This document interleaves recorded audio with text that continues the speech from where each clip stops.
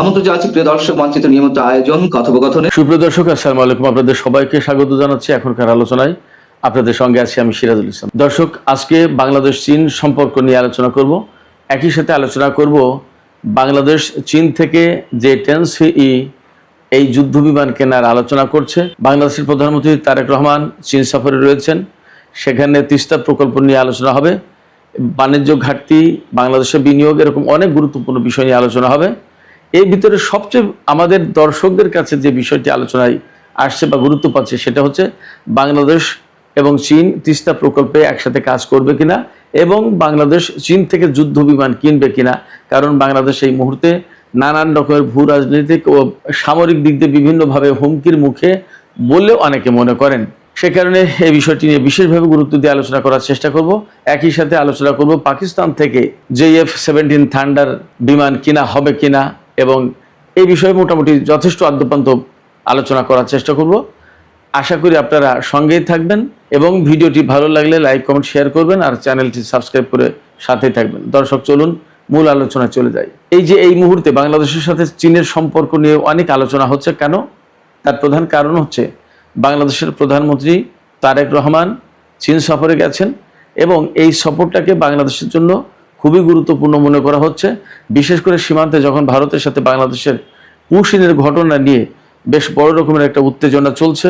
এছাড়া ভারতের পশ্চিমবঙ্গের মুখ্যমন্ত্রী শুভেন্দু অধিকারী সহ দেশটির বিভিন্ন থিঙ্ক ট্যাঙ্কের লোকজন যখন বলছেন যে বাংলাদেশের অমুক অমুক অঞ্চল কেটে নেওয়া হবে, বিচ্ছিন্ন করা হবে, ভাগ করা হবে, অমুক এলাকা দখল করা হবে, বাংলাদেশের ভেতরে বিভিন্ন রকমের বিশৃঙ্খলা সৃষ্টি করা হবে, এই সমস্ত নানান রকমের হুমকি যখন দিচ্ছেন তখন এই সফরটা সংগঠিত হচ্ছে। এবং যেহেতু চীনের সাথে ভারতের আঞ্চলিক এবং আন্তর্জাতিক পর্যায়ে প্রতিযোগিতা আছে, দ্বন্দ্ব আছে এবং সামরিক, রাজনৈতিক, অর্থনৈতিক সব রকমের টানাপোড়েন আছে, সেই কারণে এই বিষয়টা এই মুহূর্তে খুব বেশি আলোচনা আসছে। একই সাথে তিস্তা চুক্তিও কিন্তু খুব গুরুত্বপূর্ণ। তিস্তা চুক্তি গুরুত্বপূর্ণ এই কারণে তিস্তা নদীর উপর বাদ দিয়ে ভারত আমাদের এপাশের নদীকে একেবারেই মেরে ফেলেছে, যার কারণে শুষ্ক মৌসুমে একেবারে মরুভূমি, আর যখন বর্ষা মৌসুম আসে এই যে এখন তিস্তা প্রকল্প সমস্ত সব কপাট খুলে দিচ্ছে এবং আমাদের এপাশে বন্যায় ডুবে যাবে। তো এই যে যখন আমাদের পানি দরকার তখন আটকে রাখে, আর যখন পানির দরকার না তখন ছেড়ে দিয়ে আমাদের ডুবিয়ে মারে। এই যে এরকমের বিভিন্ন রকমের সংকট আছে, এই সংকটগুলো আসলে এই তিস্তা প্রকল্পের সাথে অনেক কিছু জড়িত। বাংলাদেশের প্রধানমন্ত্রী তারেক রহমান যখন চীন সফরে গেছেন তখন এই বিষয়টা নিয়ে কতদূর কি হবে, আমরা চুক্তি করব কিনা, চীন আমাদেরকে ব্যাপারে সাহায্য করবে কিনা, চীন এখানে অংশগ্রহণ করবে কিনা, আমাদেরকে কারিগরি সহায়তার পাশাপাশি আর্থিক সহায়তা দিয়ে সাহায্য করবে কিনা, পাশে থাকবে কিনা, এই সমস্ত নানান রকমের আলোচনা চলছে।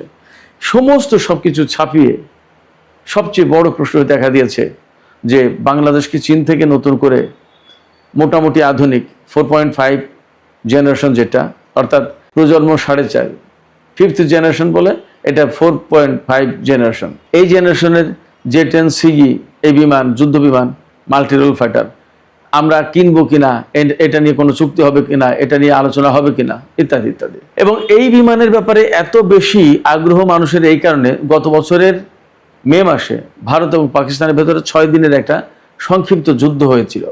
সেই যুদ্ধের সময় পাকিস্তান একেবারে সহজেই চীনের কাছ থেকে পাওয়া এই J-10CE এই বিমানটা ব্যবহার করে ভারতের রাফাল বিমান, অত্যাধুনিক বিমান রাফাল বিমান, এই বিমানকে পরাজিত করেছিল এবং ভারত মারাত্মক রকমের কোণঠাসা হয়ে পড়েছিল।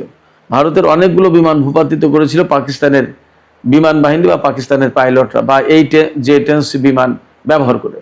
সেই কারণে বাংলাদেশের মানুষ মনে করে যে এই বিমান কিনলে বুঝি আমরা ভারতের মোকাবেলায় বা ভারতের এগেনস্টে আমরা একটা শক্তিশালী অবস্থানে থাকতে পারবো এবং ভারত আমাদের বিমান বাহিনীকে বা আমাদের সামরিক শক্তিকে খানিকটা সমীহ করবে, এইরকম একটা জায়গা থেকে মানুষ প্রত্যাশা করেন।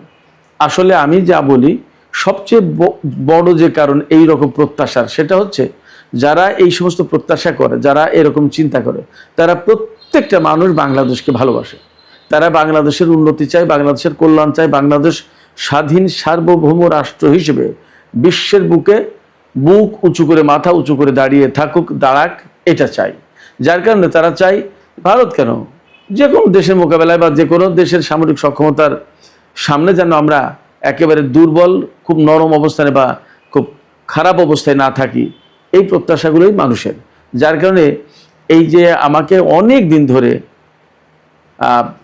অনেক দর্শক অনুরোধ করেছেন যে আপনি বাংলাদেশের সামরিক সক্ষমতা, ইরান, ইসরায়েল, আমেরিকার এই যুদ্ধের প্রেক্ষাপটে বাংলাদেশের কি করণীয়, কি করা উচিত, বা বাংলাদেশের সামরিক সক্ষমতা কোথায়, কোন কোন জায়গায় কাজ করা দরকার, পাকিস্তানের সাথে, চীনের সাথে, ইরানের সাথে আমরা কিভাবে সম্পর্ক করতে পারি, ইত্যাদি ইত্যাদি। এবং আমি যতদূর মনে করতে পারি কেউই এই পর্যন্ত বলেনি যে ভারতের সাথে সম্পর্ক আমরা কিভাবে ডেভেলপ করতে পারি, ভারতের কাছ থেকে আমরা কি কি কিনে সামরিক দিকে উন্নতি করতে পারি, এই সমস্ত কেউ বলেনি।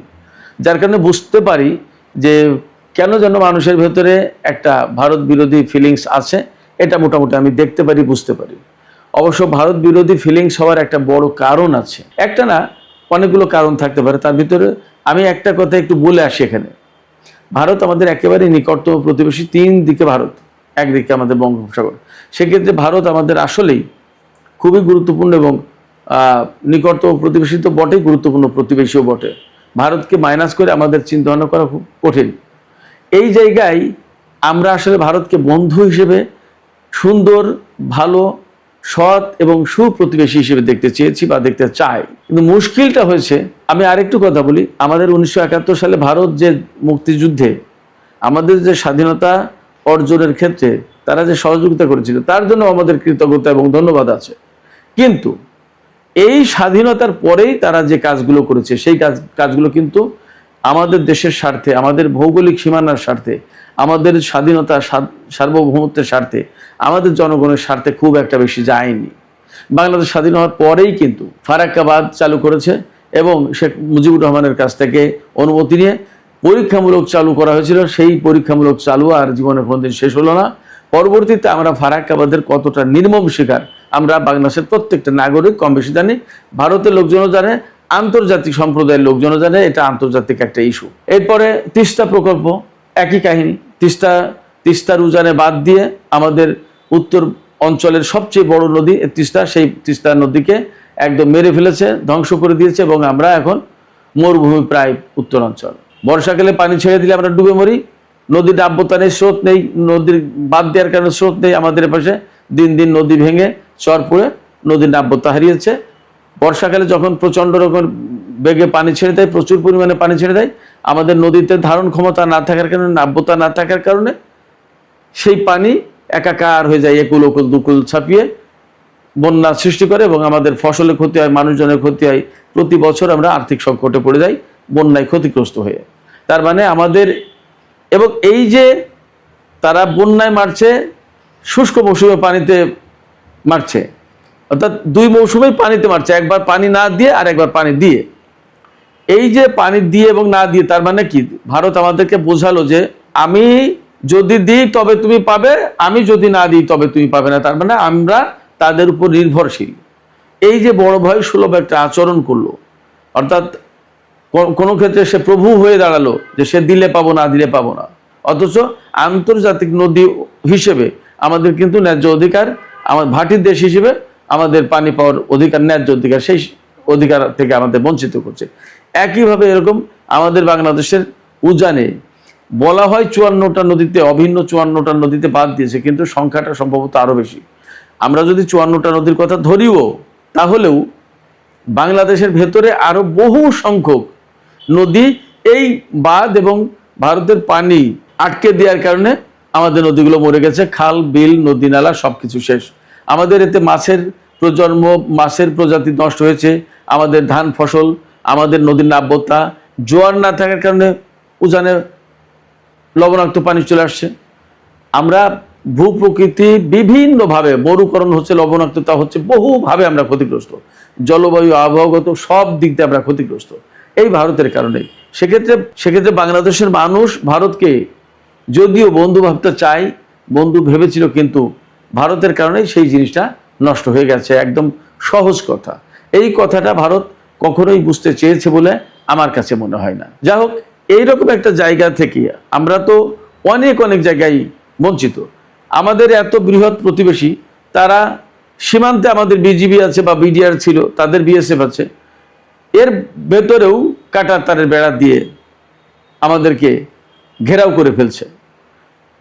সীমান্তে যে সমস্ত চোরাচালান হয়, সেই চোরাচালানে ফেন্সিডিল, মাদক এই সমস্তগুলো আসার জন্য ভারত ব্যবস্থা করে দেয়, অথচ গরু বা আদার আনতে গেলে কিন্তু আমাদের লোকজনকে হত্যা করে। আমি যদিও চোরাচালান বা অবৈধ কোনো রকমের মানে লেনদেনের আমি পক্ষে কথা বলছি না, কিন্তু গরু চোরাচালান করে আনতে গেলে মানুষ হত্যা করে, অথচ ফেন্সিডিল থেকে শুরু করে বিভিন্ন রকম মাদক চোরাচালান করে যখন আনা হয় তখন কিন্তু কোনো মানুষকে গুলি করে হত্যা করে না।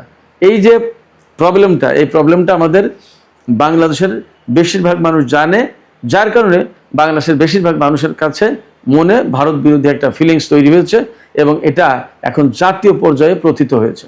এই জায়গা থেকে পাকিস্তানের সাথে সম্পর্ক চাই, চীনের সাথে সম্পর্ক চাই। কেন?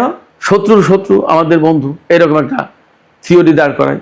ভারতের শত্রু চীন, ভারতের শত্রু পাকিস্তান, অতএব তাদের শত্রু আমাদের বন্ধু হবে, এই একটা ধারণা মোটামুটিভাবে গ্রহণ করে ফেলেছে। যাই হোক, আমি মূল আলোচনায় আসি এবার সেই যুদ্ধ বিমান নিয়ে।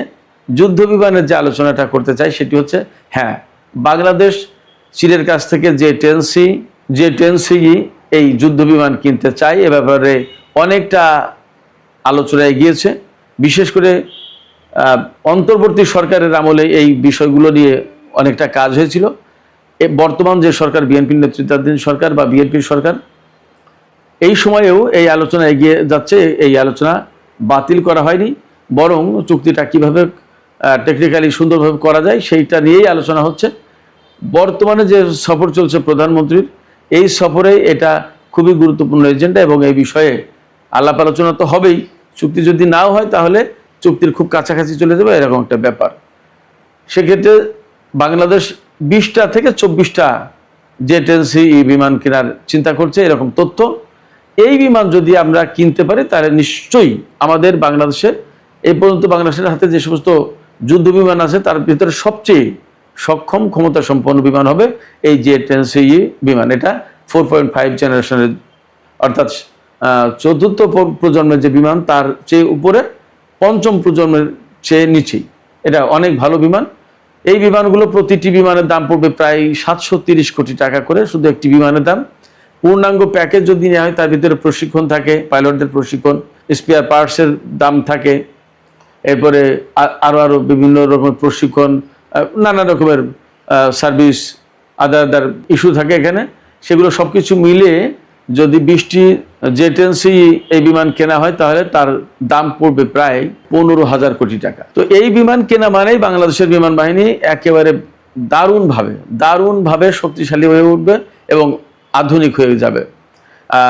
এর পাশাপাশি যদি পাকিস্তান থেকে আপনার JF-17 থান্ডার এই বিমান কেনে তাহলে আরও আধুনিকায়নে আরও খানিকটা এগিয়ে গেল। তার জেটেন্সি কিন্তু উন্নত বিমান, JF-17 যেটা পাকিস্তানের কাছ থেকে কেনা হবে তার চেয়ে কিন্তু জেটেন্সি বিমানটা আরও বেশি শক্তিশালী এবং উন্নত, দামও বেশি, দামও প্রায় ডাবল।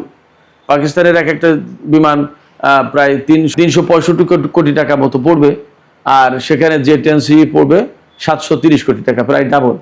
তো সেক্ষেত্রে শক্তির তুলনায় JF-17 থান্ডারের চেয়ে জেটেন্সি যে ডাবল তা কিন্তু বলা যাবে না, কিন্তু মানে অবশ্যই জেটেন্সি উন্নত। এই দুই বিমান থাকলে যা দাঁড়াচ্ছে যে JF-17 এটাও কিন্তু চীনা প্রযুক্তির, পাকিস্তানে অ্যাসেম্বল করা, পাকিস্তানে তৈরি, চীন এবং পাকিস্তান মিলে করেছে এটা। আর জেটেন্সি এটা কমপ্লিটলি চীনের। তার মানে এই দুই ধরনের বিমান যদি বাংলাদেশে আসে তাহলে দুটো জায়গায় চীনের প্রযুক্তি, চীনা ছোঁয়া কিন্তু আছে। তো সেই জায়গা থেকে এই দুই রকমের বিমান যদি গোটা 50 বাংলাদেশের হাতে আসে তাহলে বেশ খানিকটা শক্তিশালী হয় বাংলাদেশের বিমান বাহিনী। বাংলাদেশের বিমান বাহিনীর হাতে এবং যতদূর জানা যায় প্রায় 79-80টি যুদ্ধ বিমান আছে। তার ভিতরে আমাদের এখন পর্যন্ত যে বিমান আমাদের হাতে আছে যুদ্ধ বিমান, তার ভিতরে সবচেয়ে ভালো বিমান হচ্ছে MiG-29। এই MiG-29 এর পরে যে বিমান সেটা হচ্ছে যে F-7BG। তো এই F-7 সিরিজের যে বিমানগুলো, এই বিমানের মডেল কিন্তু তৈরি হয়েছে 1960-65 সালের দিকে। সেই বিমান আমরা কিনেছি 2011 সালে চুক্তি হয়েছে, 2013 সালে কিনেছি চীনের কাছ থেকে বেশ কিছু বিমান। তো তো MiG-29 পরেই এই যে F7 সিরিজের বিমান আমাদের হাতে আছে। আমাদের হাতে আছে রাশিয়ার তৈরি বা আরো বিভিন্ন জায়গার হেলিকপ্টার, তারপরে মার্কিন হারকিউলিস বিমান, পরিবহন বিমান, যেটা এরকম বিভিন্ন দেশের বিমান আছে। তবে আমাদের যুদ্ধ বিমান মূলত রাশিয়া এবং চীনের তৈরি বিমান। তো এই পর্যায়ে আমাদের বিমান বাহিনীকে যদি সত্যি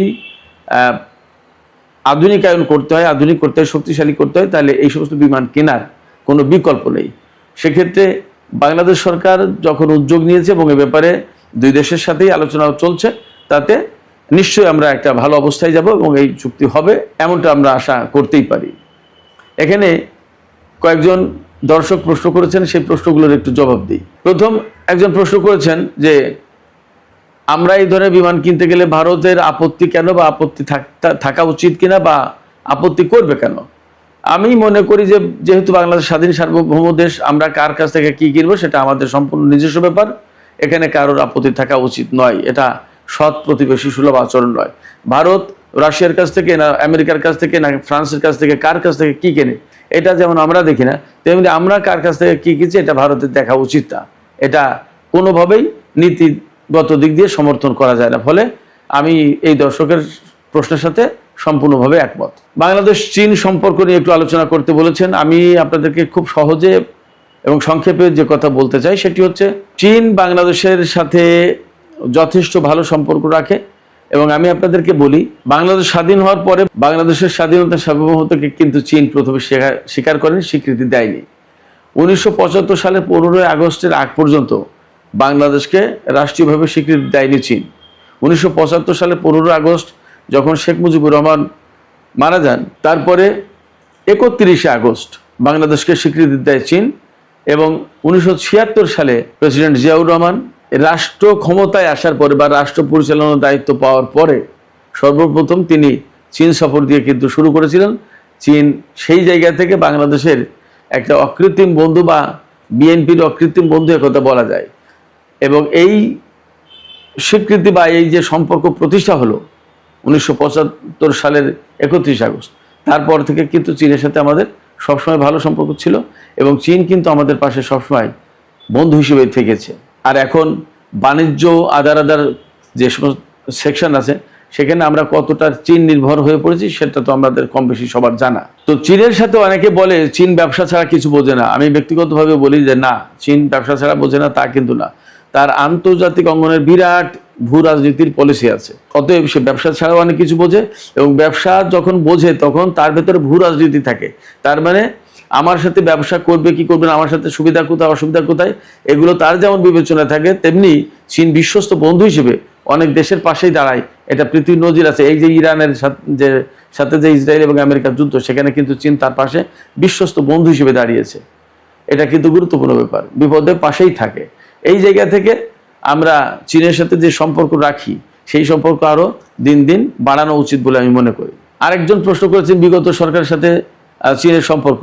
হ্যাঁ, চীনের সাথে বিগত সরকারেরও সম্পর্ক ছিল, কিন্তু চীনের সাথে বিগত সরকারের সম্পর্ক আর এখনকার সরকারের সম্পর্কের ভেতরে নীতিগত বিভিন্ন দিক দিয়ে পার্থক্য হবে। বিগত সরকার আসলে সবাইকে সন্তুষ্ট রেখে নিজের কাজ সিদ্ধি করতে চেয়েছিল, নিজে ক্ষমতায় থাকতে চেয়েছিল। বাস্তব কথা হচ্ছে যে এইভাবে আসলে থাকা যায় না, সবাইকে সন্তুষ্ট করে একটা পর্যায়ে থাকা যায় না। কোথাও না কোথাও গিয়ে আপনাকে একটা সাইড নিতেই হবে। সবার সাথে ভালো সম্পর্ক রাখার চেষ্টা করা উচিত, কিন্তু কোথাও না কোথাও গিয়ে আপনাকে একটা অবস্থান নিতে হবে, এটা বাস্তবতা। যেমন এই মুহূর্তে আমেরিকা আমাদের সাথে ভালো সম্পর্ক চাই, ভারত চাই, রাশিয়া চাই, জাপান চাই, চীন চাই, সবাই চাই, পাকিস্তান চাই।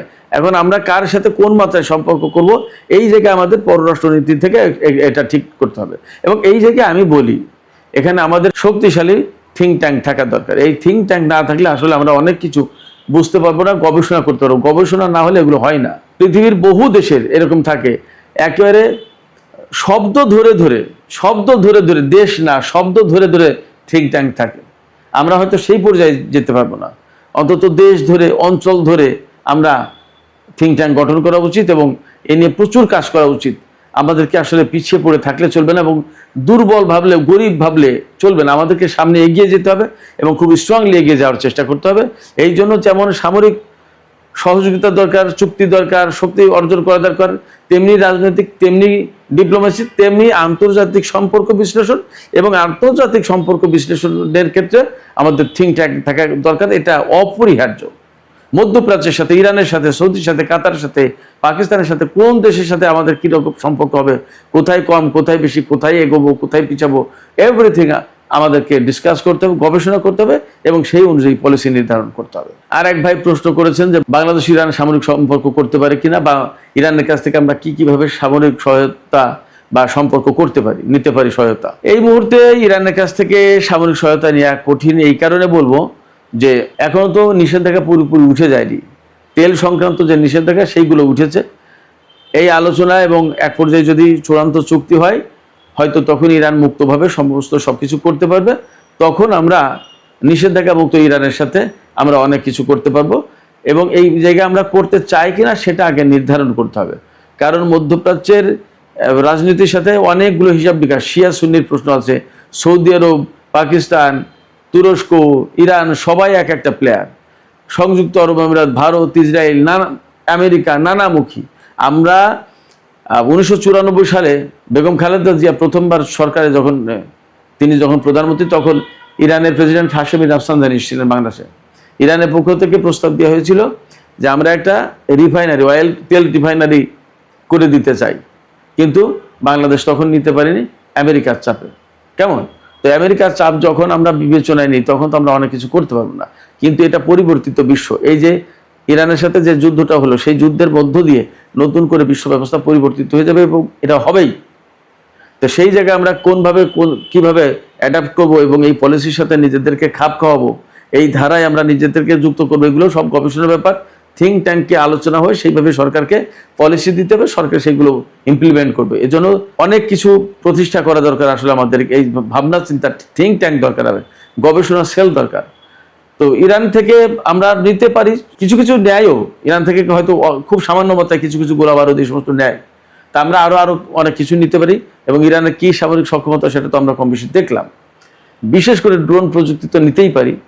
তো সেই ন্যায়টা আমেরিকা বা আদার যে সমস্ত প্লেয়ার আছে তাদের সাথে আমরা কিভাবে কি ডিপ্লোমেসি মেনটেন করবো, তাদের সাথে সম্পর্ক ধরন, তাদের সাথে কি টানাপোড়েন সৃষ্টি হবে কি হবে না, বা আমাদের লাভ ক্ষতি কোথায়, আমরা কতটুকু স্বাধীনভাবে আমাদের পলিসি ইমপ্লিমেন্ট করতে পারবো, এগিয়ে নিয়ে যেতে পারবো, এগুলো সবই আলোচনার বিষয়। এগুলো ভাবনা চিন্তা করেই সামনে আগানো উচিত। তো সুপ্রিয় দর্শক, আসলে এটা নিয়ে দীর্ঘ বিস্তারিত এবং অনেকগুলো সিরিজ আলোচনা করা দরকার, তাহলে হয়তো শেষ করা যাবে। এই সমস্ত এত অল্প সময়ে সব কথা বলা সম্ভব হলো না। তো আমি এখনকার আলোচনা এখানে শেষ করতে চাইছি। যদি পারি প্রয়োজনে কাল পরশু যে করে একদিন হয়তো আমি একটা লাইভে আরো দীর্ঘ আলোচনা করব আপনাদের সাথে। আশা করি আপনারা সে পর্যন্ত ভালো থাকবেন। আর যাবার আগে আমি আপনাদেরকে একটা প্রশ্ন করতে চাই, আপনাদের মতামত কি জানতে চাই, যে আসলে চীনের সাথে বাংলাদেশের সম্পর্ক কোন মাত্রায় যাওয়া উচিত। আপনাদের মতামত কমেন্টে জানাতে পারেন, এবং আশা করি আপনাদের এই মতামত সরকারের কাছেও পৌঁছাবে। তো সুপ্রিয় দর্শক, এখনকার আলোচনা আমি এখানে শেষ করতে চাইছি। যাবার আগে এইটুকু বলি, যদি ভিডিও ভালো লাগে, আলোচনা ভালো লাগে, তাহলে লাইক কমেন্ট শেয়ার করবেন। দর্শক, সুইজারল্যান্ডের জেনেভা শহরে ইরান এবং আমেরিকার মধ্যে আলোচনা হলো। আলোচনা থেকে ইরানের প্রতিনিধি দল দেশে ফিরে এসেছে। তবে এর ভেতরে আলোচক দলের প্রধান বাকের কলিবাফ এবং পররাষ্ট্রমন্ত্রী আব্বাস আরাকচি ওমানে গেছেন। বাকের কলিবাফ পরিষ্কার করে বলেছেন, হরমুজ প্রণালী ইরানের নিয়ন্ত্রণেই থাকবে এবং কখনো যুদ্ধের আগের অবস্থায় ফিরে যাবে না। অথচ মার্কিন প্রেসিডেন্ট ডোনাল্ড ট্রাম্প এখনো মাঝে মাঝেই বলে যাচ্ছেন হরমুজ প্রণালী পুরোপুরি খুলে যাবে এবং সেখানে কোনো টোল থাকবে না। যদি টোল আরোপ করে তাহলে আমেরিকা করবে। আসলে এখানে কোনো সংকট সৃষ্টির আশঙ্কা আছে কিনা? আমেরিকার সাথে ইরানের সুইজারল্যান্ডের জেনেভায় যে আলোচনা হয়েছে, তারপরে ইরানের উপর থেকে নিষেধাজ্ঞা প্রত্যাহার করে নিয়েছে। এখন ইরান মুক্তভাবে তেল বিক্রি করতে পারছে। তাহলে তেলের দাম আসলে কতটা কমবে সারা বিশ্বে, বাংলাদেশ কিভাবে এখান থেকে লাভবান হতে পারে? একই সঙ্গে আর একটা বিষয় আছে, সেটি হচ্ছে যে ইরানের প্রেসিডেন্ট পেজেশকিয়ান আজ পাকিস্তানে যাচ্ছেন, এবং তিনি মূলত কেন যাচ্ছেন পাকিস্তানে। এরপরে সবচেয়ে বড় প্রশ্ন হয়ে দেখা দিয়েছে, ইরান এবং আমেরিকার মধ্যে যে সমঝোতা হলো, সে অনুযায়ী চুক্তির ব্যাপারে আলোচনা চলছে, নানা পদক্ষেপ দিচ্ছে দুই পক্ষ। ইসরায়েলের প্রধানমন্ত্রী নেতানিয়াহু কিন্তু একেবারে কর্নার্ড হয়ে গেছেন, সাইড হয়ে গেছেন। তাহলে কি এই যুদ্ধ থেকে সবচেয়ে বড় ক্ষতির শিকার নেতানিয়াহুই হলেন? এমন প্রশ্ন কিন্তু আছে। সুপ্রিয় দর্শক, এই বিষয়গুলো নিয়ে এখন বিস্তারিত আলোচনা করব। আশা করি আপনারা শেষ পর্যন্ত সঙ্গে থাকবেন। আর ভিডিও ভালো লাগলে লাইক, কমেন্ট, শেয়ার করবেন এবং চ্যানেলটি সাবস্ক্রাইব করে সাথেই থাকবেন। দর্শক, চলুন বিস্তারিত আলোচনা করি। গতকাল সুইজারল্যান্ডের জেনেভা শহরে ইরান এবং আমেরিকার মধ্যে আলোচনা শেষ হয়েছে। আলোচনা শেষের পরে ইরানি প্রতিনিধি দল তেহরানে ফিরে এসেছেন। তবে আলোচক দলের প্রধান বাকের কলিবাফ এবং পররাষ্ট্রমন্ত্রী আব্বাস আরাকচি ওমানে গেছেন। তাদেরকে বিমানবন্দরে স্বাগত জানান ওমানের পররাষ্ট্রমন্ত্রী বদর আল বুসাইদি। সাংবাদিকদের কাছে কলিবাফ একদম পরিষ্কার করে বলেছেন, হরমুজ প্রণালী নিয়ন্ত্রণ করবে ইরান এবং ওমান। এই পরিচালনা করার দায়িত্ব তাদের হাতে থাকবে। এই প্রণালী কখনো আর যুদ্ধের আগের অবস্থায় ফিরে যাবে না। যুদ্ধের আগের অবস্থা বলতে, যুদ্ধের আগে যেমন হরমুজ প্রণালীতে টোল ছিল না, কোনো নিয়ন্ত্রণ ছিল না, যে যার মতো খুশি সেই তার মতো করে জাহাজ চালাতে পারতো। কোনটা সামরিক জাহাজ, কোনটা বেসামরিক জাহাজ, কোনটা তেলবাহী জাহাজ, কোনটা পণ্যবাহী জাহাজ, এগুলো কোনো হিসাব নিকাশ ছিল না। কোনটা ইসরায়েলের, কোনটা আমেরিকার, এগুলো কোনো কিছু হিসাব নিকাশ ছিল না, চিন্তা ভাবনা ছিল না। কিন্তু এখন ওই রকম হবে না। তার মানে এখন কন্ট্রোল থাকবে এবং সেই কন্ট্রোলটা বেসিক্যালি ইরানের হাতে থাকবে। এর সাথে সহযোগী দেশ হিসেবে থাকবে ওমান। এবং এখানে জাহাজ পারাপারের ফি হিসেবে টোল হয়তো নেওয়া হবে না, ইরানের পক্ষ থেকে যা বলা হচ্ছে। একটা টাকা নেওয়া হবে, যেমন পরিবেশ দূষণ হয় জাহাজ চলাচলের ফলে, তেল অনেক সময় পড়ে, অনেক বর্জ্য পড়ে। এই যে হরমুজ প্রণালী বা পারস্য উপসাগরের বিরাট উপকূল, উত্তর উপকূল পুরোটাই তো ইরানের ভূখণ্ডের সাথে যুক্ত। এই যে বর্জ্য যত যা কিছু পরিবেশ বিনষ্ট হওয়ার যত যা কিছু, সেটা ইরানের সাথেই যায়। ফলে এই রকম বেশ কিছু বিষয় থাকবে যে বিষয়ের ম্যানেজমেন্টের জন্য বা ডেভেলপমেন্টের জন্য ইরান একটা টাকা নেবে জাহাজ প্রতি জাহাজ থেকে। সেটা সরাসরি টোল হিসেবে না হলেও পরিবেশ রক্ষা, আদার সেকশন দেখিয়ে এই টাকাটা নেওয়া হবে। তার মানে দাঁড়াচ্ছে যে একেবারে বিনা পয়সায় জাহাজ পারাপার হবে না এই 60 দিনের পরে। তারপরে আরেকটা ব্যাপার হবে, ইরান আগেই বলেছে ইসরায়েলের কোনো জাহাজ চলাচল করতে পারবে না হরমুজ প্রণালী দিয়ে। তার মানে ইসরায়েলের জন্য এই জাহাজ চলাচল বন্ধ হয়ে গেল সম্ভবত। এরপরে আমেরিকার কোনো সামরিক জাহাজ চলাচল করতে পারবে না হরমুজ প্রণালী দিয়ে, ইরান এটাও বলেছে। এই সমঝোতার ভিতরে আসলে এইটা নিয়ে কি হবে আমি জানি না, কিন্তু এটা বলেছিল। সেক্ষেত্রে একটা ব্যাপার তো এখানে থাকবেই, অর্থাৎ হয় আমেরিকাকে ছাড় দিতে হবে, না হয় ইরানকে ছাড় দিতে হবে, বা কোনো একটা ম্যানেজমেন্টের ব্যাপার থাকবে। দেখা যাক কিভাবে এটা হয়। যাই হোক, এই যে গতকাল জেনেভা আলোচনা হলো, এই আলোচনাকে খুবই সফল বলছে, সব পক্ষই সন্তুষ্ট। আমরা যা দেখছি, জেডি ভ্যান্স মার্কিন ভাইস প্রেসিডেন্ট তিনিও সন্তুষ্ট বলছেন, পাকিস্তানও সন্তুষ্ট, কাতারও সন্তুষ্ট, ইরানও মোটামুটি বলছে যে ভালো আলোচনা হয়েছে, আলোচনায় ভালো অগ্রগতি হয়েছে এবং বেশ কয়েকটা চুক্তিও হয়েছে যাতে এই প্রক্রিয়াটা সহজ হয়। ইরানের উপর থেকে তেল নিষেধাজ্ঞা একদম কমপ্লিটলি তুলে নিয়েছে 60 দিনের জন্য। তারপরে যাতে ইরান সহজে তেল বিক্রি করতে পারে তার জন্য একটা প্রয়োজনীয় ডকুমেন্ট দিয়েছে আমেরিকা, যাতে কেউ কোনো ডিস্টার্ব না করে। এরপরে ইরানের $12 বিলিয়ন ছাড়ের ব্যাপারে একদম চুক্তি হয়েছে। সেই $24 বিলিয়ন আটকে আছে, তার ভিতরে $12 বিলিয়ন পাবে এখন। আর কিছু দিনের ভিতরে হয়তো বাকি $12 বিলিয়ন। তো এই $12 বিলিয়ন ইরান পেয়েছে, মানে চুক্তি হয়েছে, খুব শীঘ্রই হয়তো 2-1 দিনের ভিতরে পেয়ে যাবে, অথবা পেয়ে গেছে। কাতারের ব্যাংকে হয়তো দিয়েছে, ইরান টাকা নিয়ে নেবে, ব্যাংকিং চ্যানেলে ঢুকতে পারবে এখন ইরান। সেক্ষেত্রে বেশ কিছু সুবিধা পাবে। এখানে সবচেয়ে বড় যে প্রশ্ন, ইরানের তেল বিক্রির উপর থেকে আমেরিকা তার নিষেধাজ্ঞা প্রত্যাহার করে নিয়েছে। এই ঘটনাটাকে সাম্প্রতিক ইতিহাসে সবচেয়ে বড় ঘটনা বলা হচ্ছে, কারণ বহু বছর ধরে ইরানের উপর নিষেধাজ্ঞা রয়েছে এবং ইরান বিকল্প পথে বিভিন্নভাবে কম দামে ব্ল্যাক মার্কেটে নানান কায়দায় তার তেল সে বিক্রি করে গেছে। এখন যখন ইরান তেল বিক্রি করতে পারবে একদম প্রকাশ্যে, তখন কিন্তু ইরানকে আর অতটা কমে তেল বিক্রি করতে হচ্ছে না, যেহেতু সে বৈধভাবে তেল বিক্রি করতে পারবে। এবং এবং ধরে নেওয়া হচ্ছে